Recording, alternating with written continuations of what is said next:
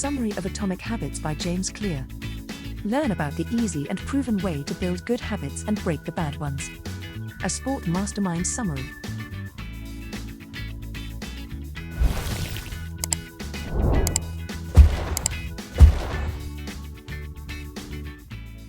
Introduction. If you're looking to get your life back on track, then Atomic Habits offers an easy framework for improving your life every day.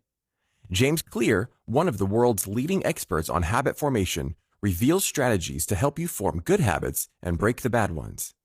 You'll also learn to recognize how tiny daily habits can have an incredible impact on your life and your future.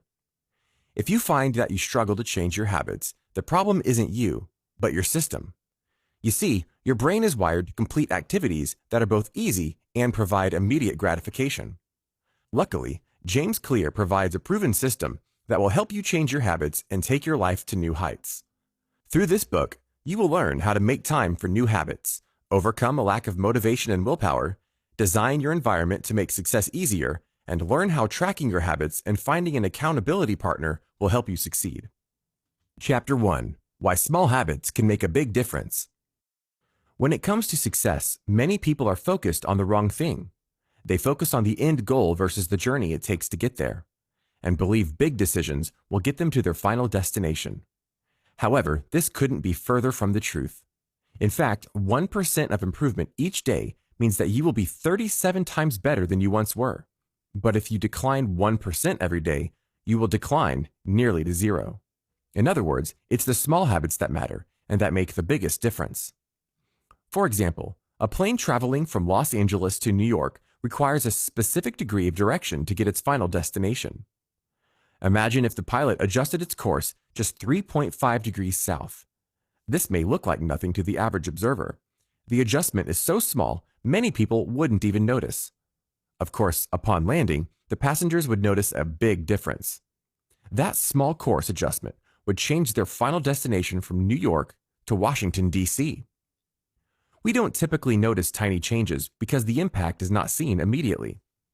The impact may not be seen for months or even years, but the results can be enormous. For instance, eating a slice of pizza certainly won't make you unhealthy. However, if you eat a slice of pizza every night for dinner, then you'll likely see a change in weight over the course of a year. Similarly, taking a 30-minute yoga class one day won't immediately make you in shape. Instead, it's small habits over time that compound into major results. Results in life are a measure of habits. The net worth of a person is simply a measure of their financial habits. Similarly, a person's health is a measure of their daily habits of diet exercise. Time magnifies the margin between success and failure, which is why our daily choices have a greater impact than we realize. If you want to predict where you will end up in life, then simply follow the curve of your daily choices. Bad habits can affect us just as easily as good habits can build us up. This is why it's important to understand how you can design your daily habits to your advantage. The key is to make tiny changes in your behavior, which when repeated over and over, will become habits that lead to big results. Chapter 2. How Habits Are Formed. How many times do you begin a good habit, like exercise or meditation, only to find that after a few days or weeks, it's only become a real hassle? Habits are a challenge to change because many people try to change them the wrong way or try to change the wrong things. To change our habits, we must first understand how habits are formed. The process of habit building can be classified into 4 steps: cue, craving, response, and reward. Think about what you do when you first get into your car. You probably put the key into the ignition, put on your seatbelt, check your mirrors, and then head on your way. You don't even think about the process, you just do it. It's a habit that you've repeated so many times that it's become instinct and happens automatically. So how are habits formed? Habits begin with a cue or a trigger to act. For instance, getting in your car cues you to perform an action that will get you from one destination to the next. The second step is craving for a change in state. In this case, you want to go somewhere. Your response is to put the car in drive and go. The final step is the reward, a feeling of relief or comfort that comes from arriving at your destination safely. This habit loop can be applied to many habits that you complete daily. For instance, brushing your teeth in the morning. Your cue might be eating breakfast or drinking coffee, triggering a craving to feel fresh and clean. Your response is to head to the bathroom sink and prepare your toothbrush.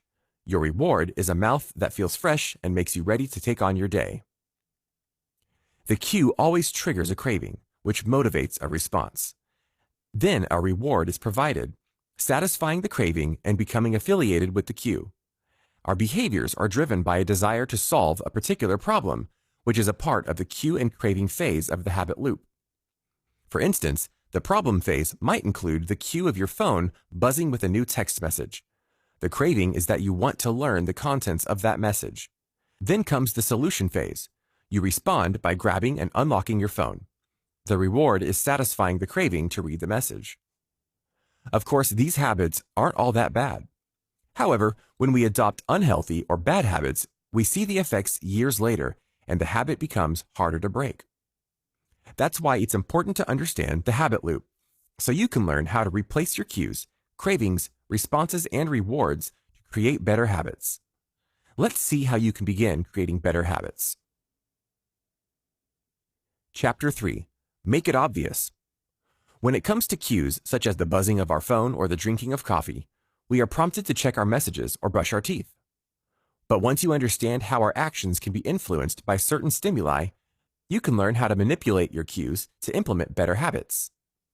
For instance, Anne Thorndike, a primary care physician at the Massachusetts General Hospital in Boston, believed she could improve the eating habits of thousands of hospital staff and visitors simply by manipulating their environment. She decided to replace soda with bottled water in the refrigerators next to the cash register. But she didn't stop there. She added bottled water to every drinking station across the cafeteria. Over 3 months, the number of bottled water sold increased by 25.8%, while soda sales dropped by 11.4%. By making simple adjustments, people made healthier choices because the cue to drink water was more prevalent than soda. You see, the most powerful sensory ability in humans is our vision. The human body contains almost 11 million sensory receptors, and almost 10 million are dedicated to sight alone. In other words, visual cues are among the highest motivation for behaviors. Therefore, a small change in what we can see can lead to a big change in what we do. Luckily, we can design our environments to our advantage. But how? Let's say you want to create a habit of practicing guitar. You'll be far less likely to practice if you keep your guitar locked away in a box in your closet. Instead, you should place your guitar somewhere easily seen, like the middle of a room. If you want to eat healthier, place snacks on the counter in plain sight instead of hiding somewhere in the pantry. Want to work out more? Simply put your workout clothes and sneakers out the night before, so when you wake up, you can see them. Creating visual cues can bring attention to your desired habit. Additionally, you can create desired cues by practicing implementation intentions. This simply means that you make a plan beforehand of when, where, and how you are going to accomplish something. When you create a plan, you are more likely to stick with your habits. For instance, a study of voters in the United States found that citizens who were asked, "At what time will you vote?" and "How will you get to the voting station?" So instead of telling yourself that you're going to exercise more often, set a plan and say, "On Monday, Wednesday, and Friday, I'm going to go to spin class after work." And then pack a bag with you to bring for work and leave it in the front seat of your car so it stays in plain sight. Chapter 4. Make it attractive. Every day, we are bombarded with advertisements aimed at making clothing, food, home goods, anything more attractive.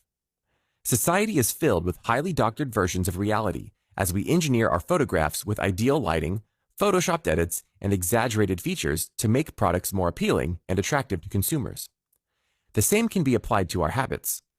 The more attractive something is, the more likely we are going to adopt it as a habit. You see, when we do something pleasurable like eat food or have sex, our brains release a hormone called dopamine, which makes us feel good. But we don't actually have to do those activities. Our brains release dopamine when we anticipate those pleasurable activities as well. This is simply our brain encouraging us to partake in a certain activity and rewarding us by feeling good. Remember feeling the excitement of Christmas morning as a child? That's because children anticipate the receiving of gifts and the visiting of Santa. Their brains release dopamine that associate Christmas with feeling good. Of course, some activities that make us feel good aren't necessarily good for us. For instance, people easily become addicted to sex, drugs, and food, all of which make them feel good in the moments leading up to and during the activity.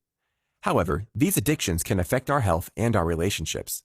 That's why it's important to use our knowledge to our advantage when it comes to forming good, healthy habits. If we make a habit of something that we look forward to, then we'll be more likely to follow through. One way to do this is through temptation bundling. Temptation bundling aims to make habits more attractive. It works when you link an action you want to do with an action you need to do. For example, Ronan Byrne, an engineering student in Ireland, decided that he needed to exercise more, but he didn't want to exercise more, a problem many of us can relate to. Something else we can probably relate to is the fact that Ronan enjoyed watching Netflix. His solution? He hacked an exercise bike and connected it to his laptop. However, he didn't want to simply watch Netflix while riding. Instead, he wrote a code that only allowed Netflix to play if he was cycling at a certain speed. In the end, he transformed an activity that he hated and linked it with one that he enjoyed. While Ronan had the knowledge to hack an exercise bike and write code to help him bundle temptations, you don't need to be an engineer to apply this tip to your own habits. Simply downloading your favorite shows to watch while on the treadmill or rewarding yourself with a half hour of Netflix after hitting some work goals are both ways to make your habits more attractive. Chapter 5. Make it easy. Jerry Uselman, a professor at the University of Florida, assigned his film photography students a project to be submitted at the end of the semester. To begin, he divided the students into two groups. The first group was told their grade was dependent on the quantity of photos they submitted. For instance, 100 photos earned an A, 90 photos earned a B, 80 a C, and so on. The second group, however, would be graded on the quality of just one photo. Which group do you think earned the better grade at the end of the semester? The quantity group. But why? You see, the quantity group was able to hone their skills in the process of creating hundreds of photos, whereas the quality group spent their time making just one photo perfect. This concept can be applied to our habits as well. Often, people are too focused on figuring out the best approach, so they never take action. They may research, plan, and strategize, but never act on the habits they wish to create. Therefore, the key to mastering any habit is to stop worrying over how long it'll take to form a new habit. Instead, make it easy and simply do it. As humans, many of us are motivated to do what is easy. The more energy a habit requires, the less likely we are to repeat it. Of course, making a hard habit easy might seem impossible, but there are many tips and tricks to make even the most difficult habits easy. For instance, the habit of sending cards for celebrations, birthdays, condolences, etc. is a nice habit to have, but the effort of going out to the store, picking one out, writing a message, and finally sending it out creates friction and makes us less likely to do it. However, the author's wife has created a hack to make a habit of sending cards a bit easier. By buying cards in bulk and storing them in the house, the author and his wife are far more likely to follow through with sending cards. They made the process easy. No longer do they have to go through the effort of going to the store to buy cards. You can use this tool to stop bad habits as well. The best way to break a bad habit is to make it impractical to do. For instance, if you want to break the habit of watching TV when you come home from work, then unplug the television and take out the batteries to the remote. You'll be far less likely to go through the effort of turning on the TV and spend your time forming a new, healthier habit. Another way to make the habit forming easy is through the 2-minute rule.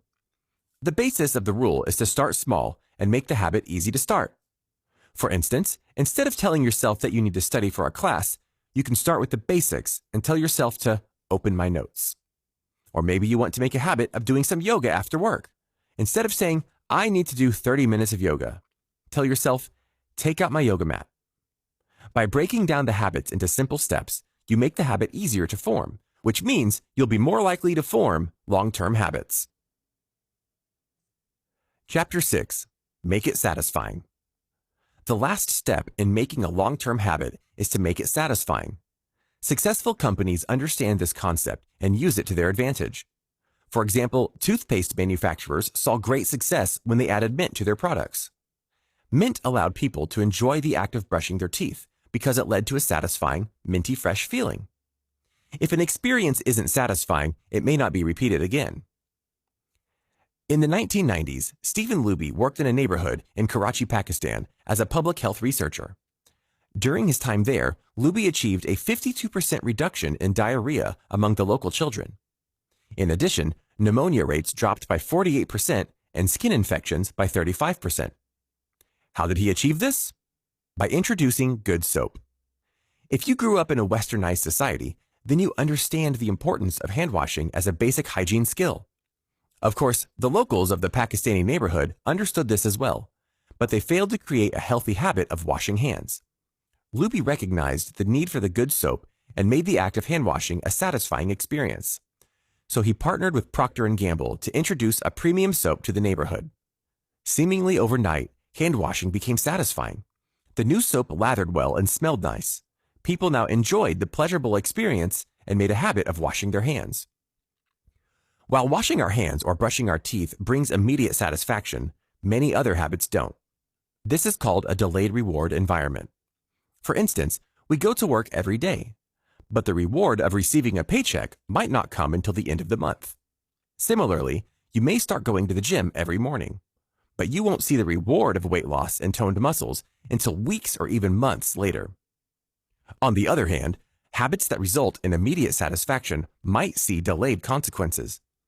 This is why people still smoke when they know the risks could cost them their lives. The consequence of cancer might not come until 20 years later, but at the moment it relieves stress and satisfies that nicotine craving.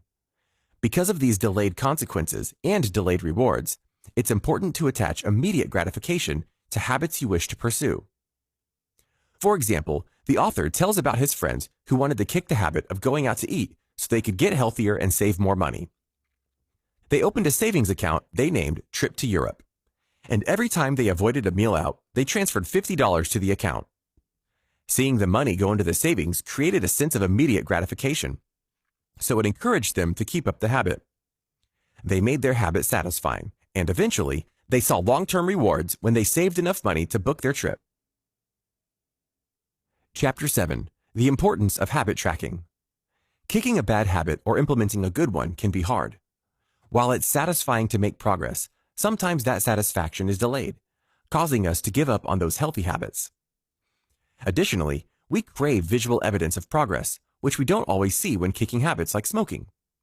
Luckily, there are ways to measure your progress visually by implementing habit tracking. Habit tracking is a simple but effective technique to ensure that you are staying on track. This technique is nothing new, however. In fact, Benjamin Franklin successfully tracked his habits, who, at the age of 20, started carrying around a booklet everywhere he went. In this booklet, Franklin recorded each time he adhered to his 13 personal virtues. His virtues consisted of activities to avoid, like frivolous conversations, but also included things he should do every day, like always do something useful. Each night, Franklin would record his successes, making a visual diary of his healthy habits. The most simple technique is to use a calendar to cross off when you completed your desired daily habits. When you track your habits through a calendar or a diary, you will find that you are more likely to adhere to those habits. Tracking is not only obvious and creates a visual measure of your progress, but it's also an attractive, satisfying habit. At the end of the day, when you've accomplished whatever it is you aim to accomplish, you'll feel a sense of anticipation in the action of crossing off each day. Research has also shown that most people who track their progress on goals like weight loss, lowering blood pressure, or quitting smoking are more likely to improve than those who do not. Additionally, having an accountability partner or implementing a habit contract can change everything. Just as people are more likely to repeat an experience that is satisfying, they are also likely to avoid an experience that is either painful or costly. In other words, behavior changes when there is an immediate consequence. For instance, university students are more likely to show up to class if attendance affects their grades. The students know the consequences of not showing up, so they do. Similarly, you can apply the same logic to help you form positive habits. For example, Brian Harris, an entrepreneur in Nashville, created a habit contract to keep him on task for working out. He had both his wife and personal trainer sign a contract which forced him to commit to getting his weight down to 200 pounds. To reach this goal, Brian tracked his food intake and committed to weighing himself each week. He then set up penalties for not doing these things. For instance, if he failed to track his food intake, he would have to pay his trainer $100, and if he failed to weigh himself, he would have to pay his wife $500. Brian's habit contract worked, not only because he was worried about losing the money, but also because he cared about what his trainer and his wife thought about him. He didn't want to let them down. In fact, knowing that someone is watching you can be enough motivation for success. This is why getting an accountability partner or signing a habit contract works well in implementing healthy habits. Final summary. While many people believe that making big changes is the key to success, it's the small things we do each day that have the biggest impact on our lives. Small daily habits will affect the person we become in the future, so it's critical that we adopt healthy habits to ensure we live long, successful lives. Of course, this is easier said than done, as forming new habits can be incredibly difficult. Luckily, there are many tips and tricks to help you implement new habits today. The 4 laws of habit forming include making it obvious, attractive, easy, and satisfying. When you can make your habits an attractive, easy, and satisfying experience, you'll be more likely to keep up with them. Additionally, an accountability partner and a habit contract will help you even further when starting new, healthy habits or kicking a bad one. This has been a summary of Atomic Habits by James Clear. The end. Did you like this audiobook summary? Click the like button now to support our channel. And don't forget to grab the amazing offers on the description below before they are gone.